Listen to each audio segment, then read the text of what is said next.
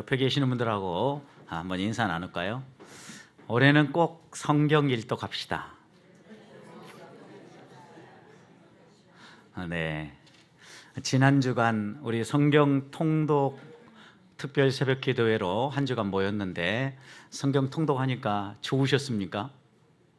한 50여 명 정도 평균적으로 참여하셨는데 이 한 주간 동안 집중해서 성경 읽었던 것이 좋은 밑거름이 돼가지고 여러분 올 한 해는 꼭 성경 일독하시고 또 하나님 말씀 따라서 살아가는 한 해가 되기를 주님의 이름으로 축복합니다.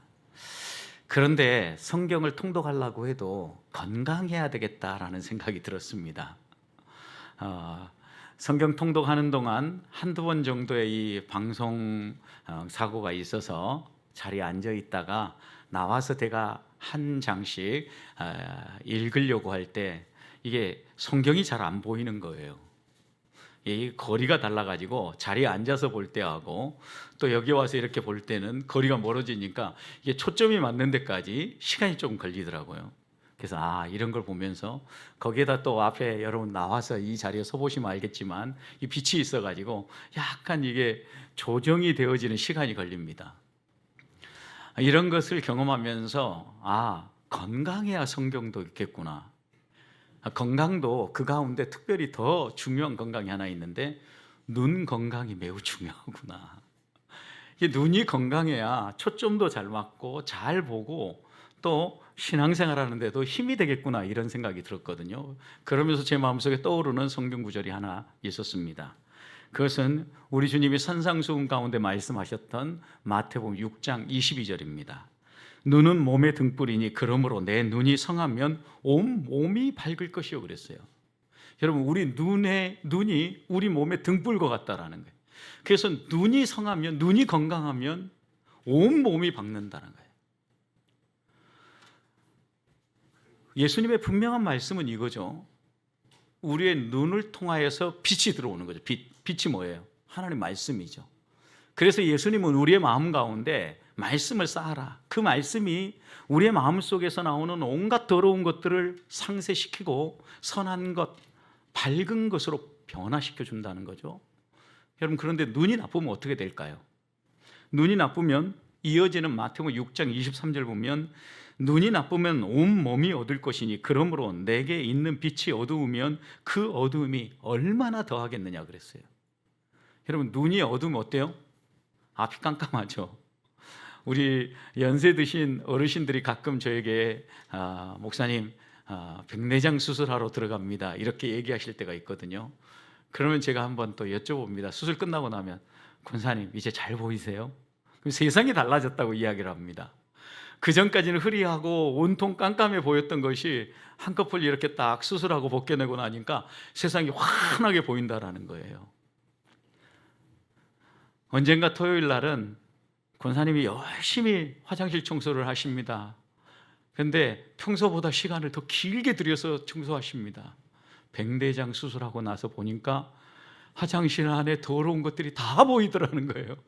그래서 길게 이렇게 청소하는 거죠. 훨씬 더 깨끗해지는 거죠. 여러분 그런 점에서요.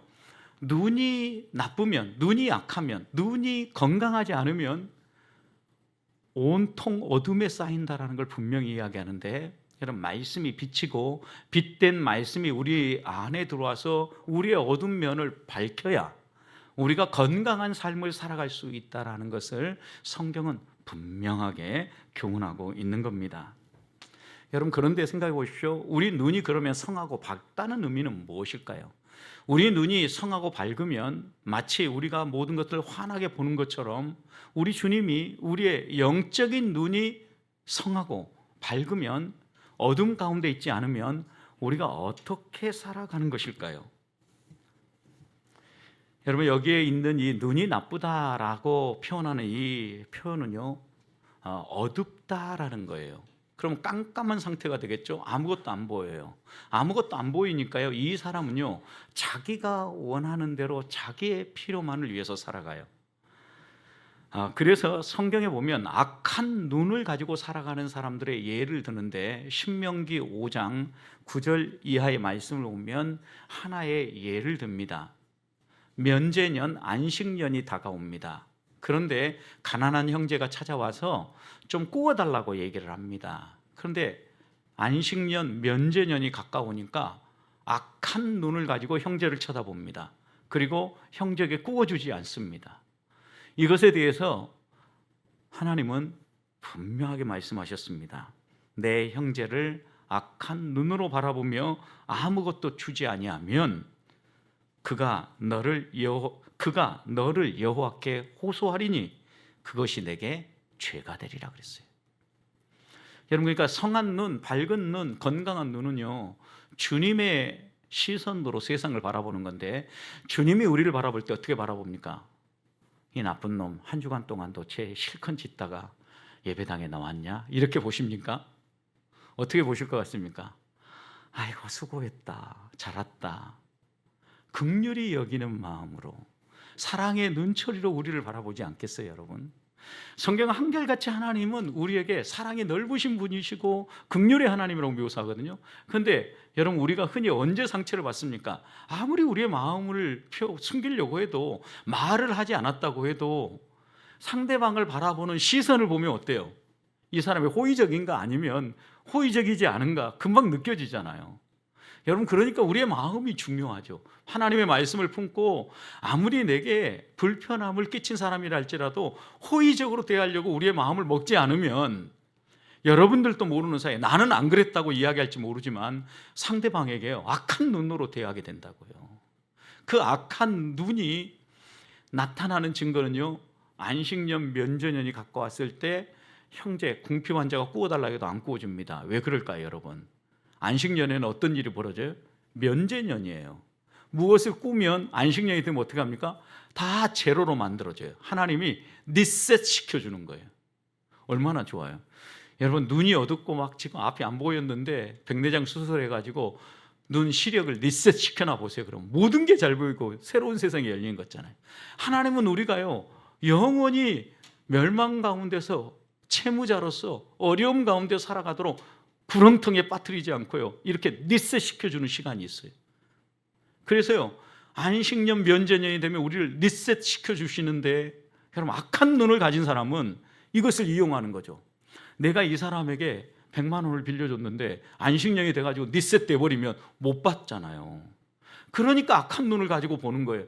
나 없어, 못 고줘, 이렇게 얘기하는 거죠. 하나님이 그런 사람은 반드시 죄를 묻겠다라는 거예요. 이어지는 말씀에 이렇게 얘기합니다. 신명기 15장 10절, 너는 반드시 그에게 줄 것이요 줄 때에는 아끼는 마음을 품지 말 것이니라. 이로 말미암아 내 하나님 여호와께서 내가 하는 모든 일과 내 손이 닿는 모든 일에 내게 복을 주시리라. 어떤 사람에게요? 눈이 성한 사람, 선한 사람. 여러분, 그건 주님처럼 바라보고 주님처럼 사는 거예요. 우리 주님이 우리를 긍휼히 여겨주시고 우리를 받아주시고 무한한 사랑으로 우리를 이끌어 준 것처럼, 우리를 또 그 시선으로 믿음의 형제 자매든 또 불신 형제 자매든 모든 사람을 대하라는 거죠. 저는 우리 보배교회 성도가 믿음으로 바라보며 한 해를 살기를 소망합니다. 자, 그럼 믿음으로 바라보며 산다는 의미는 무엇일까요?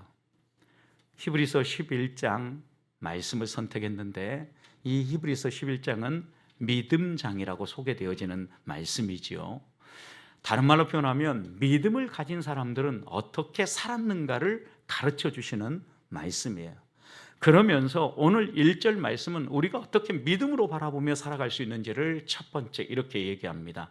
믿음은 바라는 것들의 실상이요 보이지 않는 것들의 증거다.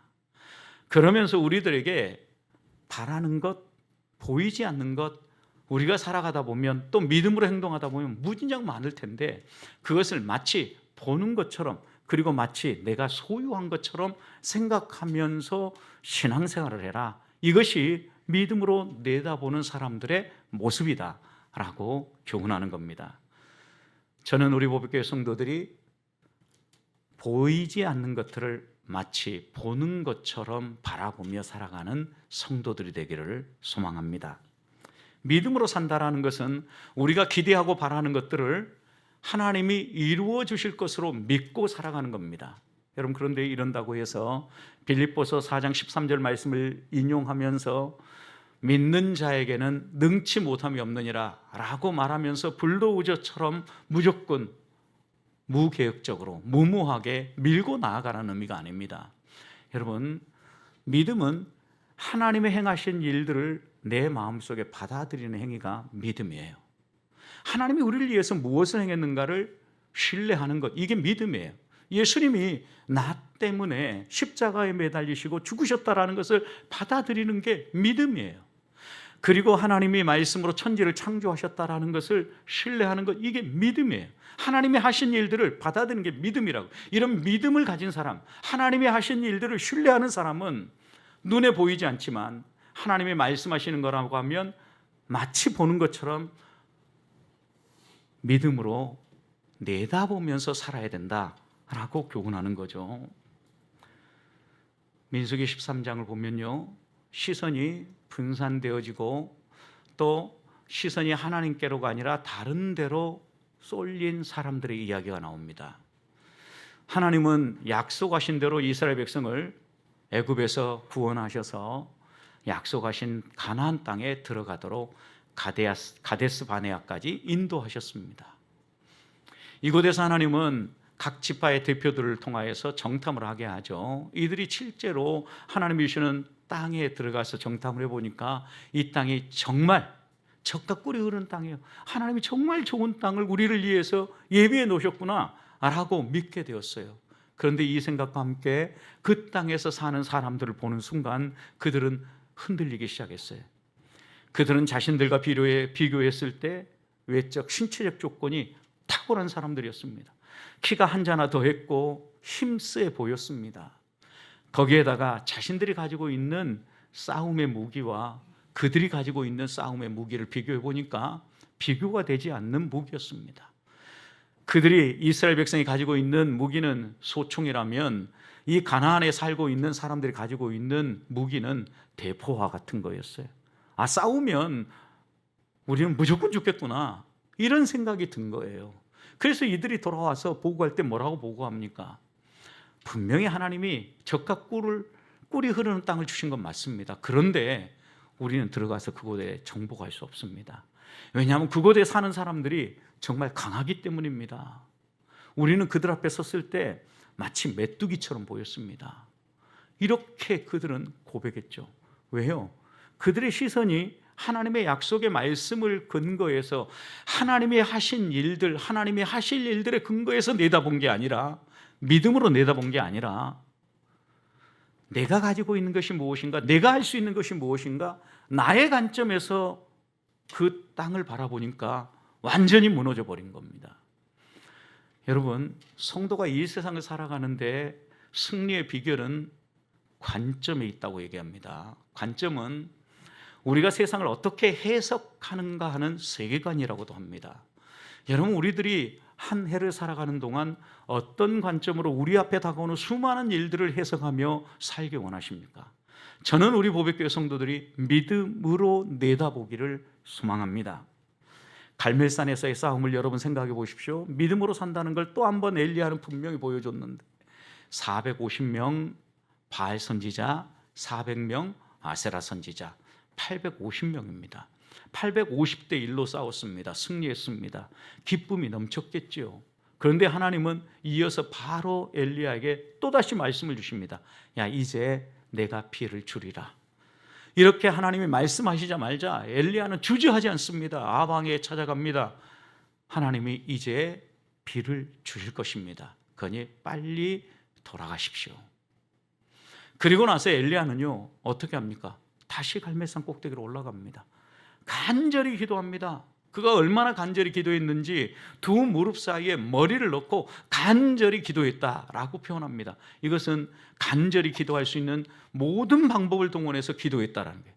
하나님이 약속하셨어요. 하나님이 그렇게 하시겠다 그랬어요. 그럼에도 불구하고 그는 간절히 기도하고 난 다음에 그를 도와서 섬기는 종에게 이야기를 합니다.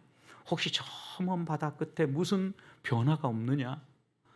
세 번째 반복할 때 작은 손바닥만한 구름이 있습니다 라는 이야기를 듣고 엘리야는 모든 걸 준비하고 내려갑니다.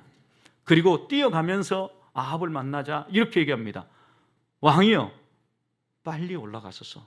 그리고 먹고 즐기소서. 왜요? 이제는 가뭄의 때가 끝나고 기근의 때가 끝나고 흉년의 때가 끝나고 풍성한 비를 주시는 하나님의 은혜의 시대가 열립니다. 빨리 올라가십시오. 이렇게 얘기했단 말이에요. 비가 한두 방울, 두 방울, 세 방울 이렇게 쏟아지기 시작할 때 엘리야가 이렇게 얘기한 게 아니에요. 저 멀리 저 끝에 구름 한 조각이 떠올랐어요.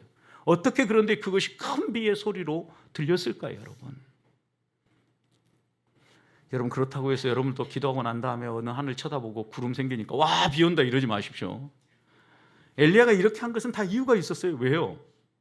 하나님이 비를 주시겠다고 약속했잖아요. 그 약속의 말씀을 따라서 간절히 기도했고 하나님이 그 사인을 주실 때 저게 하나님이 주시는 사인이구나 아는 거예요. 여러분, 우리가 이 세상을 살아갈 때 하나님 우리에게 꿈을 주시죠. 그러면 그 꿈을 이루기 위해서 내 힘으로 이루는 것이 아니라 하나님이 이루어주시도록 하나님의 은혜를 구합니다. 간절히 기도합니다.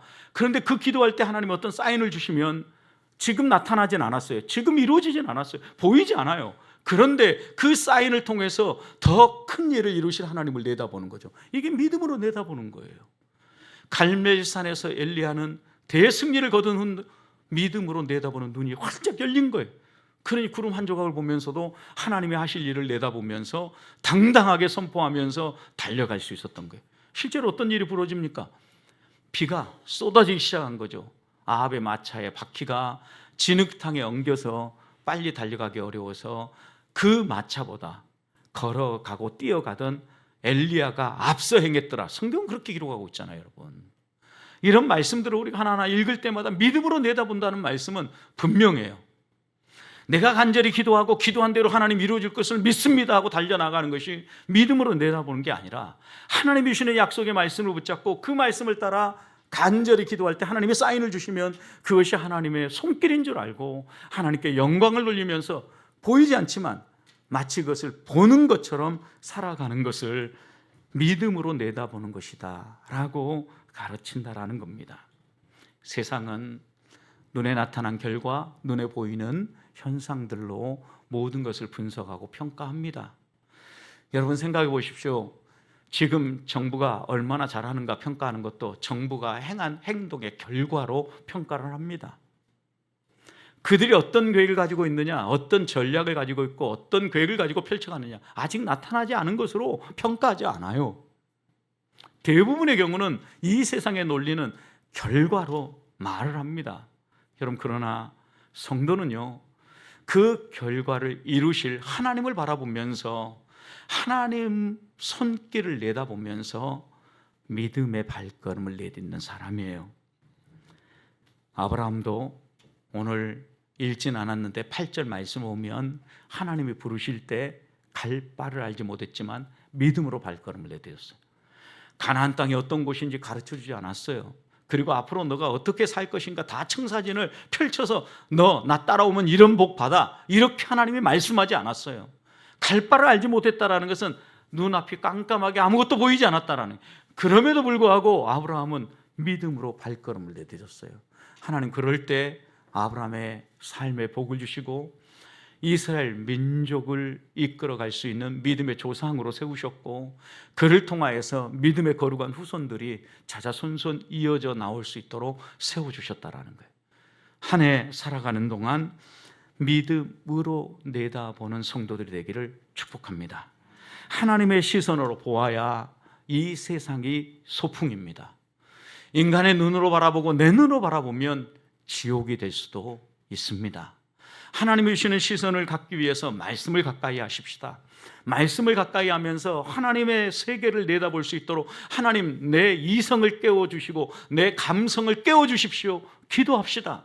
그래서 올 한 해 동안은 하나님이 펼치시는 그 대로를 걸으면서 하나님께 찬송하며 걸어가는 한 해가 되기를 주님의 이름으로 축복합니다. 두 번째 3절 말씀을 보면 믿음으로 내다본다라는 것은 하나님이 창조주이심을 신뢰한다는 겁니다. 3절 보십시오. 믿음으로 모든 세계가 하나님의 말씀으로 지어진 줄을 우리가 아나니 보이는 것은 나타난 것으로 말미암아 된 것이 아니니라 그랬어요. 여러분, 우리는 믿음을 가지고 있으니까 하나님이 이 우주 만물을 창조했다는 사실을 믿죠. 여러분, 그런데 사람들은요, 하나님이 천지를 창조했다면 말도 안 되는 얘기라고 생각합니다. 왜요? 사람들은요, 이렇게 나타나는 것들 있죠. 이런 것들을 보이지 않는 것들을 가지고 만들어내는 것이 아니라 보이는 것 가지고 만드는 거거든요. 그러니까 이미 존재하고 보이는 것들을요, 조합해요. 그리고 이것을 창의적으로 융합해요. 그래서 요즘 융합 기술이 각광을 받고 있잖아요. 이런 인간의 융합을 가지고 뭔가 새로운 걸 만들어냈다라고 이야기를 합니다. 여러분, 이것이 인간의 창의성이에요. 그러나 하나님의 창의성, 하나님의 창조는요, 창세기 2장을 보십시오. 창세기 1장 2절을 보십시오. 뭐라고 기록하고 있습니까?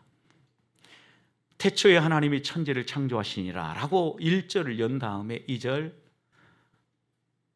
땅은 공허하고 또 온통 흑암 가운데 있고 혼돈했다 이 말이에요. 비어 있을 뿐만 아니라 땅은 혼돈하고 공허하며 흑암이 깊음 위에 있고 하나님의 신은 수면에 운행하시니라, 이렇게 열지 않습니까? 2절. 여러분, 이 얘기 말씀을 보면 하나님이 창조할 그 시기에는요, 텅 비어 있었다라. 텅 비어 있었어. 아무것도 없어요. 깜깜했어요. 그런데 하나님이 어떻게 하십니까? 빛이 있으라 하심에 빛이 있었고, 하나님이 씨 가진 열매 맺는 채소 내라 하심에 그대로 되었어요. 육축, 공중 나는 새, 물고기, 이렇게 각각 있어야 될 자리에 있어라 말씀하시니까 존재했다. 그래서 창세기 1장을 읽어보면 반복되는 한 단어가 눈에 들어오는데, 하나님이 말씀하시니 그대로 되니라. 그대로 되니라. 여러분, 하나님은 있는 것을 잘 조합하고 융합해가지고 우리에게 이 세계를 펼쳐주신 게 아니에요. 공허하고 아무것도 없이 비어있는 그곳에 하나님이 말씀으로 창조하신 거예요. 그래서 우리는 무에서 유를 창조하신 하나님을 믿는 것입니다. 오늘 3절 말씀도 그래서 뭐라고 얘기합니까? 우리에게 보이는 것은 나타난 것으로 말미암아 된 것이 아니다. 그러니까 있는 것을 조합하고 융합함으로 어떤 물건들을 만들어내신 게 아니라 완전히 없는 것에서 만들어내신 창조주 하나님이시다, 이거죠. 여러분, 그래서 믿음으로 내다본다라는 것은요, 하나님이 창조주라는 사실을 인정하며 살아가는데, 하나님을 우리가 이렇게 이해하고 믿고 따라가잖아요. 그럼 우리의 삶에 안 될 일들이 없어요. 하나님이 어떤 말씀을 주셨을 때 그 말씀을 아멘으로 받지 못하는 가장 중요한 이유가 있다고 하면 우리의 관점에서 생각하기 때문이에요. 정탐하는 정탐꾼들처럼 환경을 따지고 조건을 따지고 앞에 있는 장애물들을 생각합니다. 그러나 창조주 하나님이 우리에게 약속하시고 이것을 펼치시고 안겨주실 거라고 믿는 사람은요, 하나님의 말씀, 창조주 하나님을 신뢰하는 그 믿음으로 내다보면서 순종해요. 여호수아와 갈렙이 그랬던 것처럼요. 우리는 똑같은 돌덩어리를 보면서 그 속에 뭐가 담겨져 있는지 보지 못한데, 이 세상의 창의적 생각을 가진 조각가도요, 돌덩어리를 보면 그 돌덩어리 안에 작품을 본다고 하죠. 지난번에 로마의 교황청 안에 있는 미켈란젤로의 피에타 상을 일부러 보러 갔어요. 글을 읽다 보면 이 피에타 상에 대한 이야기들이 많이 나오거든요. 야, 실제로 이 조각이 어떤 조각인가 좀 보자 하고 그 앞에 서서 한참 동안 서서 보았어요. 운명하신 예수님을 안고 있는 마리아 상이 이 피에타 상이죠. 하나님의 사랑도 거기에 묻어 있고 우리를 향한 긍휼의 눈길도 그 안에 담겨져 있는데, 미켈란젤로는 대리석을 조각해서 이걸 조각하면서요, 얼마나 실제적으로 조각을 했는지. 오늘날처럼 만약 사진기가 있어서 예수님이 운명하신 그 모습을 마리아가 안고 있는 사진이라도 한 장 남아 있으면 그 사진이라도 보고 그렇게 조각했겠다 싶을 텐데요. 운명하신 예수님을 바라보는 마리아의 시선, 표정, 그리고 고개를 떨구고 계신 운명하신 우리 주님, 그리고 그 주님의 팔뚝과 손등으로 흘러내려가는 그 혈관의 움직임까지, 야, 조각을 어떻게 저렇게 정말 섬세하게 할 수 있을까? 경탄이 나왔어요. 경탄이. 여러분도 시간 되시면 이런 믿음의 작품들은 좀 보셔야 됩니다. 가서 꼭 보시기를 부탁드립니다. 하나님이요, 분명하게 우리에게 말씀하시는 교훈이 있는데, 보는 눈이 중요한데 믿음으로 내다봐야 남들이 보이지 않는 것이 보인다라고 이야기하는 거예요. 그런데 믿음으로 내다본다라는 것은 우리가 믿고 신뢰하는 하나님이 누구인가를 바로 알고 내다본다라는 의미예요. 그 하나님이 우리를 창조하신 분이시라고 하면, 우리의 삶에 하나님이 말씀만 하면, 아무것도 없는 상태에서 이 아름다운 우주 만물을 창조하셨다면 무엇을 못 하시겠어요, 여러분? 우리가 믿는 하나님이 그런 하나님이라고요. 우리가 창조주 하나님을 믿는다라고 고백을 할 때, 여러분 생각해 보십시오. 오늘 또 회개기도하고 난 다음에 우리의 신앙 고백, 사도들의 신앙 고백으로, 사도신경으로 신앙 고백하지 않았습니까? 사도신경이 어떻게 시작합니까? 전능하사, 그 다음 뭐예요? 천지를 만드신, 천지를 창조하신 하나님 아버지를 내가 믿습니다 라는 고백이잖아요. 하나님 어떤 분이에요? 전능하신 분이라고요. 천지 우주 만물을 창조하신 전능하신 하나님, 우리가 이 하나님을 믿고 예배의 자리에 나올 때마다 이 하나님을 바라보는 겁니다. 저는 믿음으로 내다볼 때 내가 믿는 하나님이 창조주라는 이 사실을 잊지 않았으면 좋겠습니다. 그래서 올 한 해 살아가는 동안 이 창조주 하나님과 함께 걸어가면서 믿음으로 내다보면서 우리 안에 아직 이루어지지 않은 일들, 아직 펼쳐지지 않은 믿음의 세계들을 하나님이 하나하나 이루시는 걸 보면서 감사와 찬송이 넘치는 성도의 삶을 사시기를 주님의 이름으로 축복합니다. 마지막입니다. 7절 말씀을 보십시오. 우리가 또 믿음으로 내다본다라는 것은 7절 보면 믿음으로 노아는 아직 보이지 않는 일에 경고하심을 받아 경외함으로 방주를 준비하여 그 집을 구원하였으니 이로 말미암아 세상을 정죄하고 믿음을 따르는 의의 상속자가 되었다라고 고백을 합니다. 여러분, 노아 잘 아시죠? 노아는 대홍수를 준비하고 대홍수 때 하나님 손에 쓰임받은 한 믿음의 사람이지요. 여러분, 그런데 노아는 어떤 믿음을 가졌습니까? 노아는 아직 보이지 않는 일에 경고함을 받았어요. 하나님께서 사람들이 생각하고 계획하고 일하는 모든 것들이 악하고 어떻게 해서든 사람들에게 속이고 등쳐먹고 나쁜 짓 하는 것이 온통 가득 차 있었기 때문에 이 상태로 이 땅을 존속시킬 수 없겠다 판단하신 거죠. 그래서 심판을 계획하셨어요. 그리고 이 심판을 노아에게 말씀해 주시고 노아에게 방주를 준비하라 말씀하신 거죠. 방주는 이렇게 지어야 한다라고 방주의 도면까지 알려주셨어요. 여러분, 그런데 생각해 보십시오. 하나님이 노아에게 방주를 지으라고 하신 후에요, 100년이라는 세월, 100년 이상의 세월이 흐르고 난 다음에 홍수가 터졌다는 거예요. 여러분, 그 당시에 사람들이 일반적으로 120세 살았어요. 자, 120세 산 사람이 100년 동안 준비했다. 노아가 한 20세, 30세 이럴 때 여러분, 하나님의 말씀을 받아가지고 100년 동안 준비했다라는 거죠. 여러분, 이런 말씀을 한 가지 한번 마음속에 새겨보자고요. 그렇다고 하면 적어도 이 노아의 준비는요, 믿음이 없이는, 믿음으로 내다보지 아니하면 불가능한 얘기죠. 믿음으로 내다봤어요. 그런데 그는 앞으로 이루어질 일에 대한 경고를 받은 거예요. 그래서 어떤 사람은 노아가 이 100년 동안 나무를 심고 그 나무를 잘 키워서 제목감을 길러내서 그 나무를 잘라서 하나님이 주시는 그 도면대로 방주를 지었다라고 해석을 하는 사람도 있어요. 뭐 그럴 수도 있습니다. 설령 그렇지 않았다 할지라도 100년이라는 시간을 준비한다는 것, 이거 매우 어려운 준비예요. 여기에 여러분, 배를 건조하면 어디에서 건조하겠습니까? 배는 어디에 띄워야 돼요? 물에 띄워야죠. 호수에 띄우든지 아니면 바다에 띄워야죠. 그러니 호수가 아니면은 물에 가까운 어딘가에 건조장이 있어서 배를 만들죠, 여러분.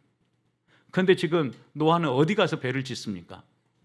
산꼭대기요. 여러분, 그러니 그 당시에 사람들이 볼 때 노아는 어떤 사람으로 보였겠습니까? 완전히 이상한 사람인 거죠. 저분은 정신이 좀 이상하거나 아니면은 뭔가 괴짜일 거라고 모든 사람이 입을 모았을 겁니다. 여러분, 그러나 노아는 하나님이 주시는 말씀이 있었어요. 경고가 있었어요. 그러니 그 말씀을 따라서 하나님이 이 세상을 물로 홍수로 심판하신다면 배가 뜨려고 하면 제일 꼭대기에 있어야 되겠다라고 생각해서 산 꼭대기로 올라간 거죠. 그리고 그곳에 모든 것을 옮겨서 여러분 배를 건조한 거예요. 이 사람이 믿음으로 내다보며 사는 사람이에요. 때로 우리가 믿음의 선택을 하며 걸어갈 때 세상 사람들은 우리를 향하여서요, 저 사람 뭔가 정신이 이상해, 좀 미친 사람 같아, 이런 얘기를 한다 할지라도 하나님이 주시는 말씀이 있으면 그것을 붙잡고 살아가야 돼요. 소돔과 고모라가 얼마나 살기 좋은 성이었습니까? 아브라함과 롯이 찢어져야 될 때 목축하기에 너무나 좋은 곳이었기 때문에 롯이 제일 먼저 눈을 들어서 딱 볼 때 나 저쪽으로 갈래요, 이렇게 선택한 거예요.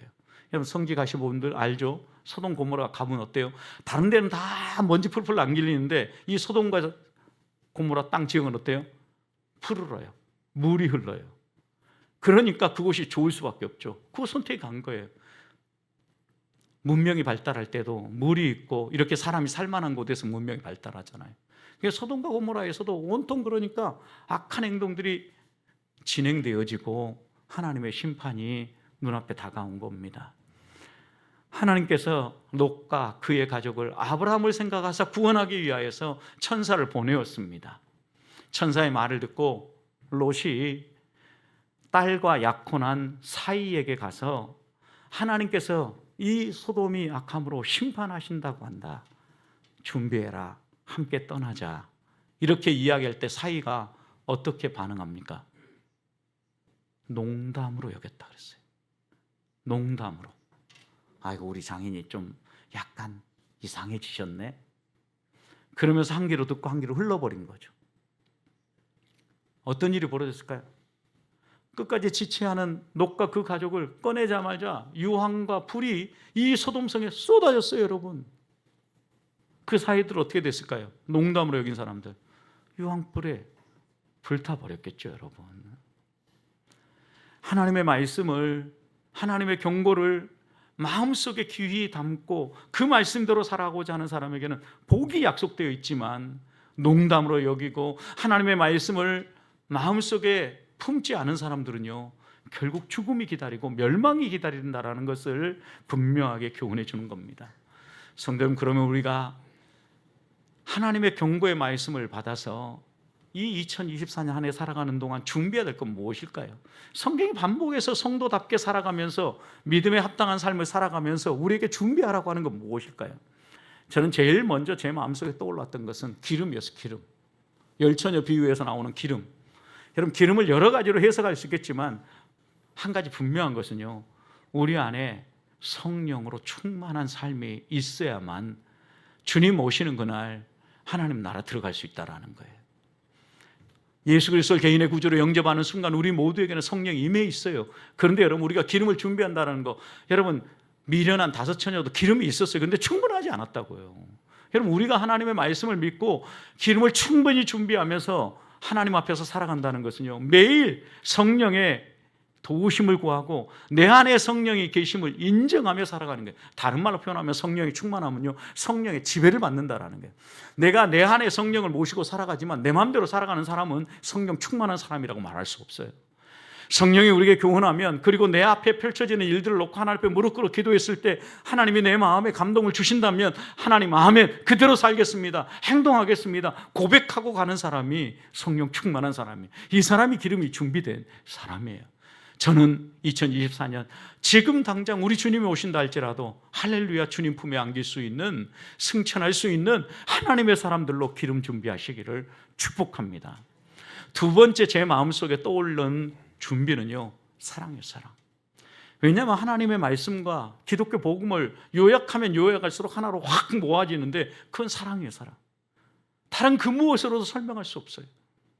하나님이 우리를 긍휼히 여겨주시고 하나님이 우리를 대해주시고 우리를 사랑해 주셨기 때문에 오늘 우리가 여기에 있어요. 그렇다면 우리가 회복해야 될 건 뭐냐? 건강한 눈, 선한 눈은 한 시선으로 하나님을 바라보는 건데 하나님의 성품을 닮은 거예요. 하나님의 온전하심 우리도 닮는 건데 하나님의 성품의 핵심 성품이 무엇입니까? 긍휼, 사랑이에요. 우리 주변에 어려운 사람들 보면 주머니를 열어서 도와줄 줄 알고 나도 어렵지만 내가 한 끼 굶더라도 도와야지, 이런 마음을 가진 사람이 어떤 사람이에요? 사랑을 준비한 사람이에요. 저는 우리 보백교회가 이런 교회가 되기를 소망합니다. 하나님의 사랑이 흘러넘쳐서 누구에게나 지극히 작은 자, 소자한 사람에게도 긍휼을 베풀 줄 아는 하나님의 사람들이 되시기를 축복합니다. 마지막으로 한 가지 더 당부하는 것은요, 하나님이 우리에게 변함없이 또 하라고 하는 게 있어요. 그래서 올해 표어로도 말씀드렸던 만민에게 복음을 전하는 거예요. 하나님은 우리에게 복음을 주시고 구원의 놀라운 복락을 누리게 하시고 이 복락이 우리를 통해서 우리 주변으로 흘러가기를 원해요. 여러분, 그렇다고 하면 한 영혼을 천하보다 귀히 여기신 아버지의 마음 우리가 품고 이 땅을 살아간다면 올 한 해 동안 우리가 준비해야 될 건, 하나님 올 한 해는 적어도 내가 한 사람은 꼭 주께로 인도하고 싶습니다. 작정하고 기도하십시다. 그리고 그들에게 복음을 선포하십시다. 만민에게 복음을 전하라고 했으니 여러분, 우리가 갈 수 있는 곳 최대한 찾아가면서 복음을 전합시다. 그리고 모든 피조물에게도 복음을 전하는 것이라고 했으니까 환경 질서를 보존하기 위해서 내가 할 수 있는 일은 무엇인가 찾으면서 실천해 봅시다. 이러다 보면 분명히 주님 오시는 그날 한 사람 한 사람 하나님이 부르시면서 명진아 수고했다, 착하고 충성된 종이라 인정해 주시고 하나님 품에 안아 주시리라고 믿습니다. 이 믿음을 가지고 또 한 주간을 주님과 동행하며 믿음으로 내다보며 살아가는 성도들이 되시기를 주님의 이름으로 축복합니다.